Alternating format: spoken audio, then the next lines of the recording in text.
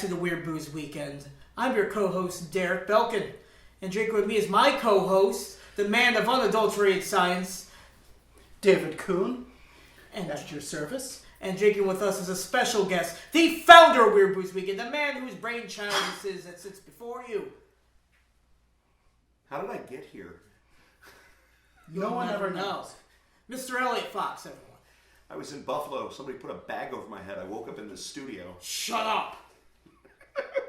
No, it's good to be back. Hi, I'm Elliot Fox. So, Internet, today we are drinking Zamaca. This is a Peruvian liquor made from the maca roots from Peru. The maca root is something that's been used for about 5,000 years for its medicinal purposes. However, every medicinal purpose has to do with sex. Bears stamina, boosts in vitality, and energy, and it is a powerful aphrodisiac. But the thing that makes the maca root special is it can grow up to 12,000 feet above sea level. Peru with its mighty mountains. That's why we want to drink Zamaca today. They claim that this has maca root and also a heat to it. A spicy heat. Don't know if that's going to be more of a cinnamony kind of heat or we're dealing with more of a pepper heat. We're going to find out though. And they like to say that when you drink this, feel the fuego. That's right. Feel the fuego. So I think that's the only way we can toast to this. Do they really use two languages for that? Yes. Okay. I'm in for it. I mean, they're bilingual. Why not? That's true. You know what? It's been a while. Elliot, will you open that up? Because we're going to start with a little shot. Give us a little base taste on this. I would be honored. Interesting. Yeah. Get a little good whiff on this. Everyone smells. That's interesting. I'm getting kind of like a citrusy smell from it. I see what you mean. It's a... Like, I'm not getting there's like a cinnamon heat. I'm getting kind of citrus. Yeah, it's a very mellow-esque kind of... Wait, are you strangling it? No, just the plastic has risen up above the line there. So I didn't want... Stay in your lane. Ooh.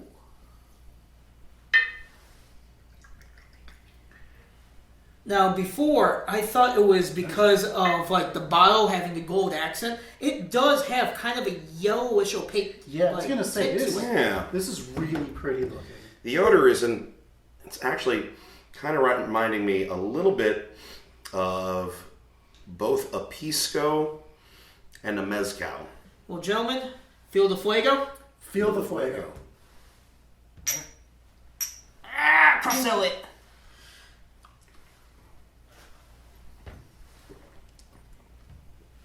Wow. That was a lot of flavors. You got to really sit on this. You do. It's kind of like a good whiskey. It's a little sweeter than I expected.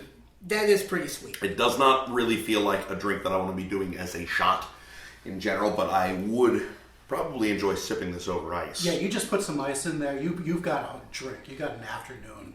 Yeah.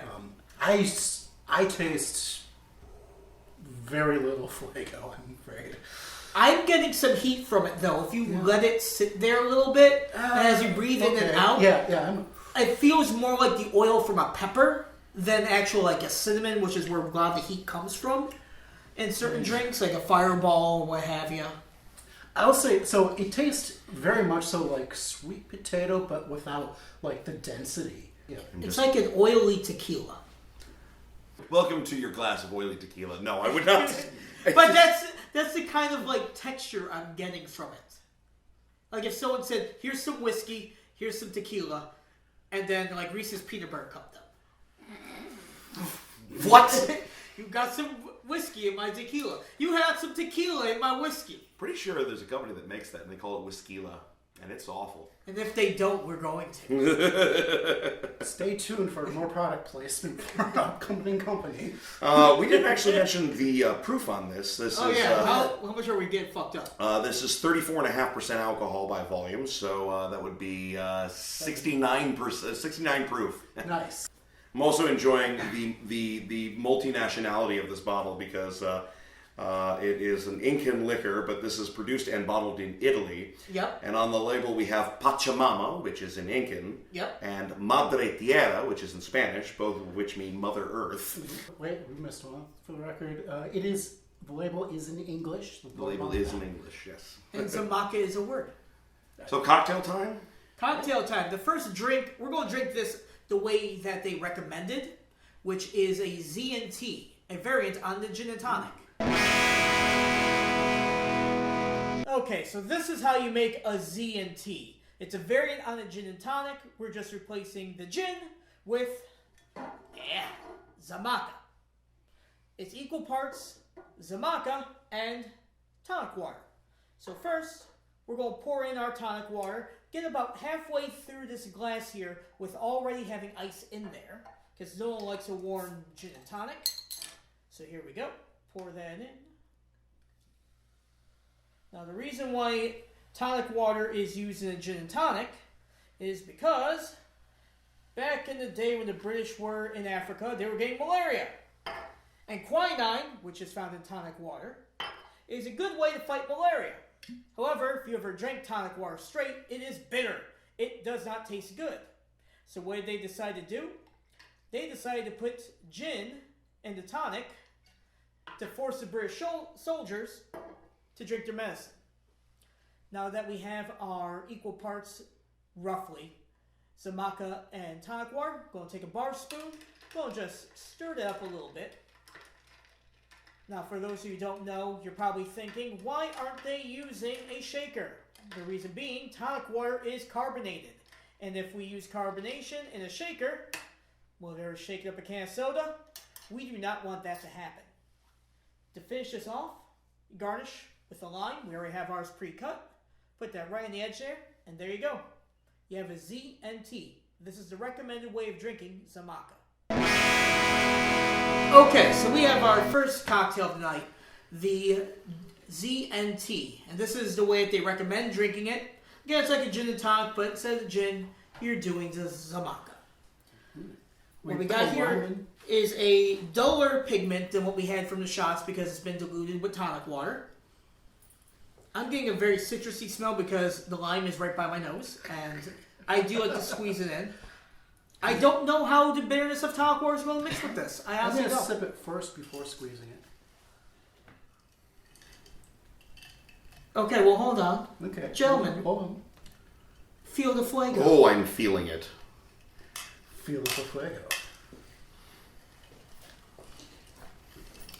That's interesting. Oh, that's nice. Yeah. Yeah. It's sweeter than I expected. It definitely brings out more of a sweetness out of the Zamaca. I'm getting a bit more bitterness though, but that's because of the tonic water. No, there's some nice like floral tones to it. It's a lot more like a gin now. Having done science to it, the lime helps things a lot. It really melds these flavors together. Like this is a good, it's summer or it's like late spring, you're sitting on the porch going, oh my, juniper, you mistress little miscreant. So is this the Italian or the Peruvian coming out here? Well, quinine was created by the British to battle malaria. So. Again, we are circling the globe with this drink. It is a beautiful drink, though. I have to say, It's meant for quite refreshing. It's meant for sipping, not for chugging. There's lime pulp on my fingers. I will say it is getting a little harder to drink as I'm going down the glass. Just it's a lot. It is. It's and it kind of is starting to get a little heavier on my palate the more of it I drink. I mean, I like the flavor as a nice accent. So this is good, but maybe I would recommend like a cocktail half this size. I think. Mm-hmm. It's a lot. It is a lot. And the quinine is like really kind of jutting through now. Yes. Weirdly enough, I think this would work very well as a blended cocktail with crushed ice, so like a slushy. Yeah. Okay. Oh, like okay. a frozen margarita. Like a frozen Z&T, I think would be really, really pleasant. Dave, you have a drink for us that you want to try this with. I do have a drink for you. What is it? So I made a variant of the Corpse Reviver number 2, where I've replaced the Lillet Blanc with the Zamaca. Okay. So we're going to try that right now. So I'm going to make a Corpse Survivor number 2, but I'm going to substitute the Lillet Blanc with the Zamaca here. Corpse Survivor encompasses it's a 1 ounce of gin, 1 ounce of your Lillet Blanc, or in this case our Zamaca, 3/4 of an ounce of lemon juice, and an ounce of CURACAO, some orange liqueur. Since this is dry, I'm actually going to use a little bit less and then substitute a little bit of simple sugar. So first up, I'm just going to put in all the ingredients into the shaker. So 3/4 of an ounce lemon juice.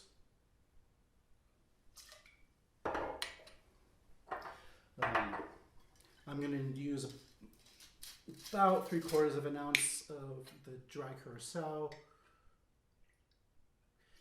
And I'll top that off with some simple syrup. This simple syrup is almost 1-to-1 sugar and water. It just, you dissolve it, stir it up. It's really simple to make. That's the name.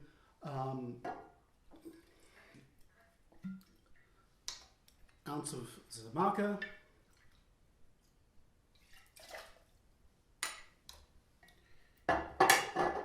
And an ounce of gin. Now, you'll notice I have some absinthe. We're going to do something a little bit special with this. We're actually not going to put it directly in here. We're going to just sort of dump a little bit in that glass and stir it around a little bit. That'll just kind of give you the scent of the absinthe without really doing much to it. You can sometimes just pour that out if you have a little bit extra, but this is about good. So I already have ice in the shaker. Just gonna put this in, shake it.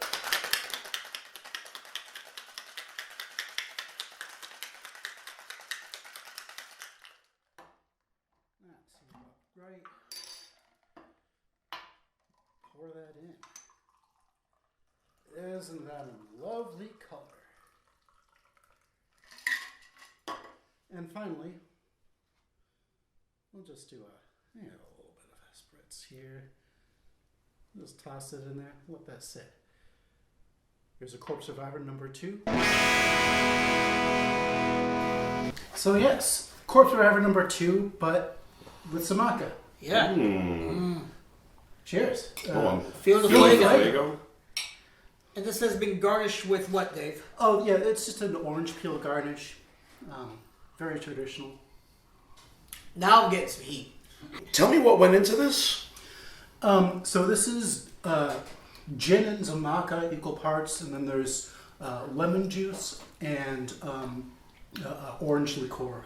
Okay. Plus some Okay. simple syrup and That's the orange curacao that I'm tasting, but it's also bringing out like a really slight vanilla note that's kind of pleasant.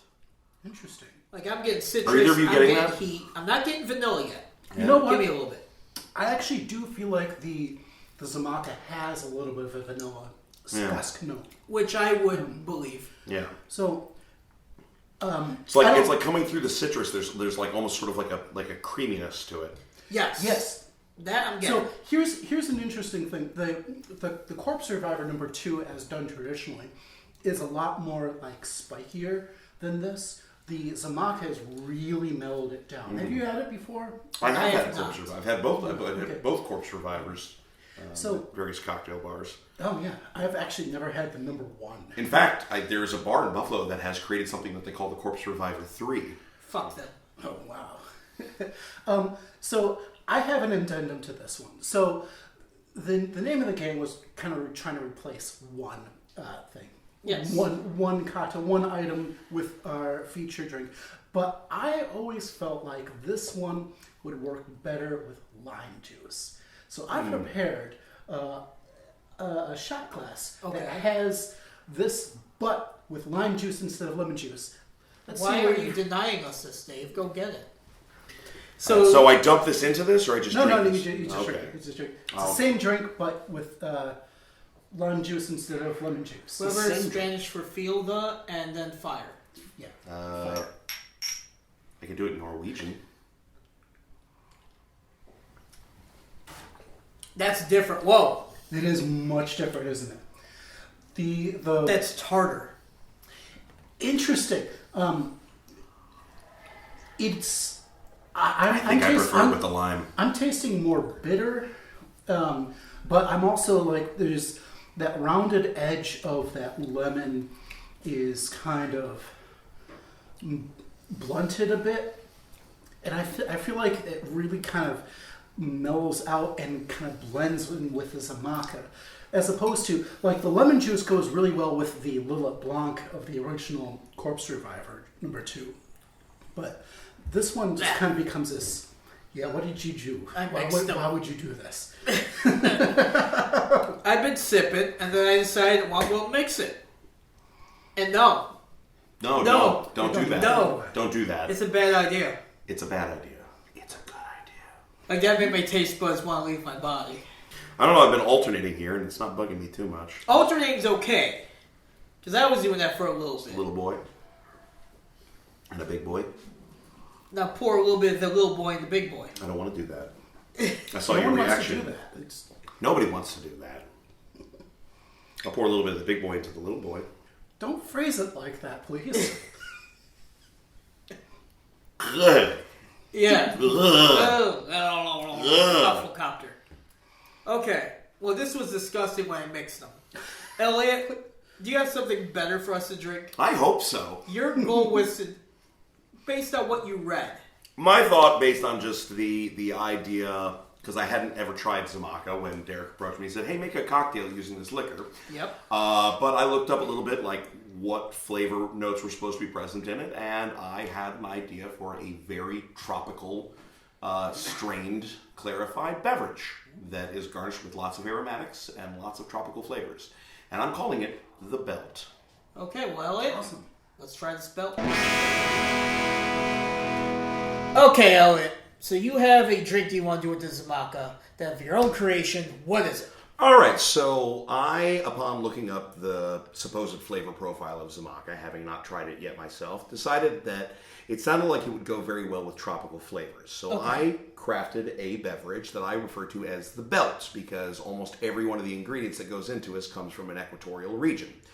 And I decided to lean into tropical fruit flavors with this, with a lot of aromatics, and just to try to come up with something that I thought would taste really good. So how we start with the Belt is I'm going to hand you a shaker here. Okay. If you'd be so kind, I've already cut open a passion fruit That's the there. wrinkly thing? Yeah. Okay. And you see it's got kind of some sort of mucusy looking Yeah. goop inside with some seeds in there, and I promise you that is absolutely delicious. Why don't you take that bar spoon and scoop the pulp from both halves into the bottom of my shaker here. Okay, so scoopy. Little scoopy.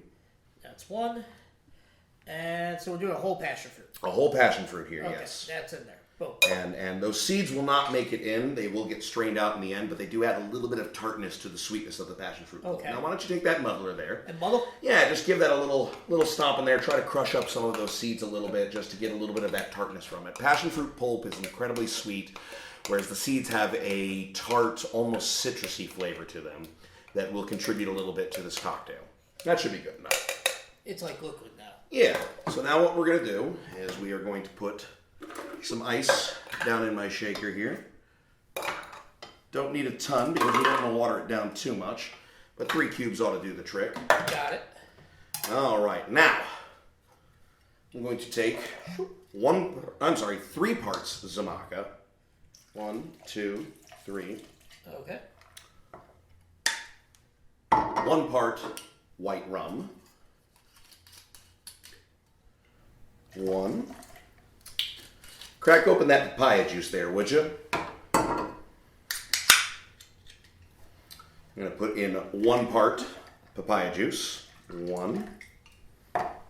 And 1 part ruby red grapefruit juice. 1. Now put that lid on there and give that a hefty, hearty shake, would you? Okay. What you really want to be doing here is fully integrating all of that passion fruit goo into the juice, along with the liquor. You want to get it nice and chilled and fully mixed up. Oh, that's chilled. Oh yeah, that'll happen.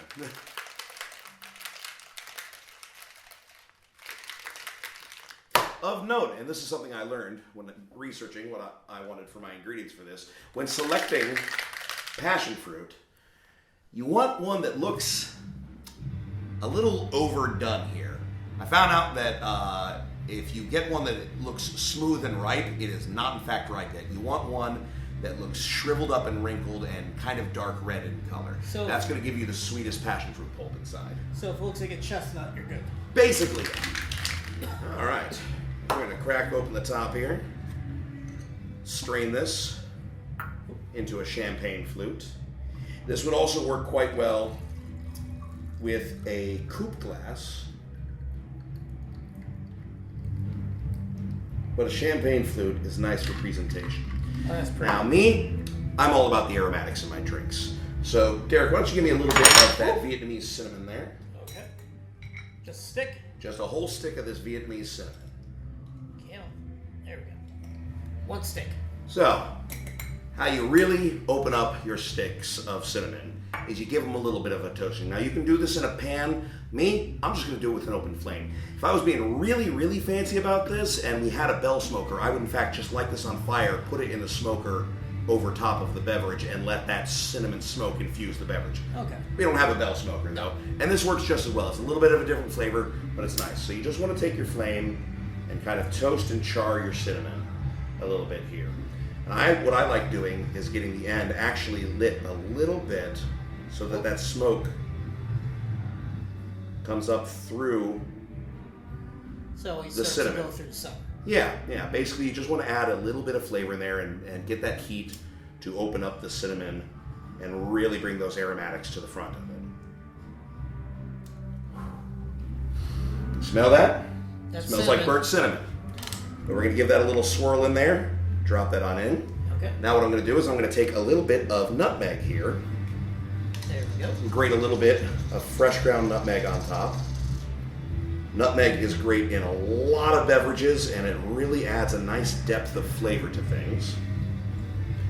And then last but not least, I'm going to take a little bit of, you can use holy basil, you can use sweet Italian basil, you can use Thai basil. In this case, this is sweet Italian basil. And you just want to slap it, because what you're doing is you're bursting open some of those plant cells that are there in the leaf, and that, again, releases those aromatics. And we're just going to set that right on top there. Boom. And we have a lovely little presentation of the belt. Okay, Elliot, so we have your belt, and yours looks different than ours. Mine looks a little bit different. I mixed mine earlier for an earlier shot, and it was allowed to sit for a little bit longer, so the passion fruit pulp has floated up to the top of mine a little bit more than these other two. But I do still see plenty floating around in there. This was just kind of my attempt at knowing what various fruit and flavors taste like, and thinking this would probably work pretty well together.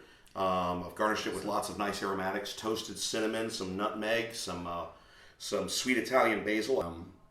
But I think it's quite pretty looking. I wanted to serve it in a coupe glass, but I will say it looks really nice in a champagne flute. Feel the fuego. Feel the fuego. So with this here, all I'm smelling is my garnish because it's up top, so let's see how it tastes. I smell a lot of basil. That's light. Yeah. Okay. It's nice, good. It's light, it's Which is funny because I think it might be the booziest drink we have here. Dave's was pretty boozy. Mine ended up being pretty boozy. Like, subbing the Lillet Blanc is... Well, each of these glasses has 3 shots of Zamaca and 1 shot of white rum in it. Really? Yes. Yeah, that's pretty buzzy. Yeah. You win that. But this is light, it's very, I guess I would say, more open, taken apart. A lot of fruit flavors to it. Yeah. The nutmeg, the basil, and the cinnamon, I think, are really doing a lot to just kind of create a really interesting bouquet as you approach this. The nutmeg is bringing out a little bit more of that heat from the Zamaca, and the cinnamon is accenting that. Yeah. I have to say, I think the best part of it is really the basil. Like if I had to cut if I didn't have a lot of time, I would use the basil over the other two. Fresh leaf aromatics are a great accent to a lot of cocktails and really need to be used more for them, in my opinion. So, gentlemen, we've tried 3 cocktails. The way that it was recommended to be drank, which is the ZNT, Dave's Corpse Reviver number 2, both the original and the variant on it. Corpse Reviver 2.5? 2.5 out loud, which was taking the classic cocktail and just replacing one liquor We call with it the Zamaca. the Reanimator. Ooh, I like that one. Okay, I'll give you that. And then we have Elliot's drink here that he decided to make. The Belt, Daddy's Discipline. Guys, in your opinion, which one of the 3 cocktails best exemplifies the taste of the Zamaca? Brings out all the good properties of it. I'm biased, but I like mine the best. Elliot's for his. Yeah, I'm biased, but I like mine the best. But Which one? Specifically, the lime one. Okay. No. I gotta give it to Elliot. I mean, the ZNT, it started off nice, but it got really heavy. Dave, I think the original Corpse Reviver idea worked better than the lime one. That's my palate. That's my opinion. Okay. And then when you mix the 2, that's just hot garbage. And then Elliot, yours is light. It's sippable. This one I feel like I could finish. Yeah, I was gonna say, and it gets more complicated and richer. It's been a pleasure drinking with you. And you guys, remember, if it ain't weird, It ain't worth it. Long may she reign. Hey! That's a thing we used to say. It is. Guess who's back? Back again. Weird Booze with all your friends. Guess Weird who's Booze back? Guess who's back? Weird Guess Booze who's back? back? Where's Booze back? Where's Booze back? This looks like the show for me! Come, everybody, get drunk with me! This is Weird Booze Weekend, and here we're making history! Alright. That's right. Next time on the Weird Booze Weekend, we drink Aperol.